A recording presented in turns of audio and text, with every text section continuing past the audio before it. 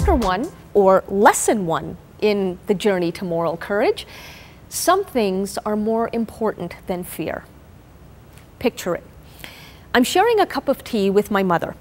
She can barely swallow. She's frozen by fear that one of those death threats against me really will be the last warning. And I say, Ma, the reason I'm speaking my truth is precisely because I refuse to give the last word to the enemies of humanity. Now, I don't expect Mom to agree with what I'm doing, but I do ask of her faith. Faith that if the worst should happen, the witness of my conscience and hers will live on. Because some things are more important than fear, like faith. Muslims typically call Islam the straight path, but now I'm asking us to make it the wide path too. And this is a path that leaves the full and final truth to God Almighty. It's the path that reconciles Islamic faith with individual freedom. Here's what I mean. Muslims are to worship one God, not God's self-appointed ambassadors. That's why no human being can legitimately play God by behaving as if he or she has the monopoly on knowledge.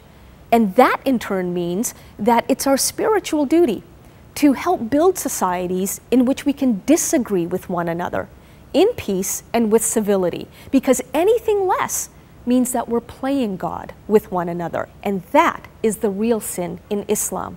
So the beauty is devoting ourselves to one God obliges us to defend human liberty. Now the problem is that as we try to widen Islam's path, we will face backlash, first and foremost, and often, from our own families. In this chapter, I introduce you to young, reform-minded Muslims who are asking me for guidance about how to speak truth to their elders when they know that they're going to be accused of heresy. And the irony is that by asking questions, these young Muslims may be more faithful, as in full of faith, consumed with faith, than those Muslims who just don't care enough about faith to challenge the corrupt status quo. For example, one of the hottest issues among young Muslims today is interfaith marriage. Not surprising when you think about it, because obviously we live in an era of mass migration, and Muslims do encounter people of other religions and from time to time fall in love with them. But our clerics still insist that Islam forbids marriage to non-Muslims.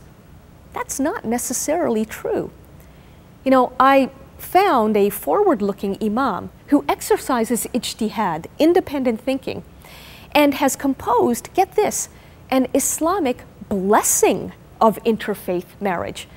I posted his blessing in English on my website, and it became such a popular download that I had to get it translated into 20 more languages.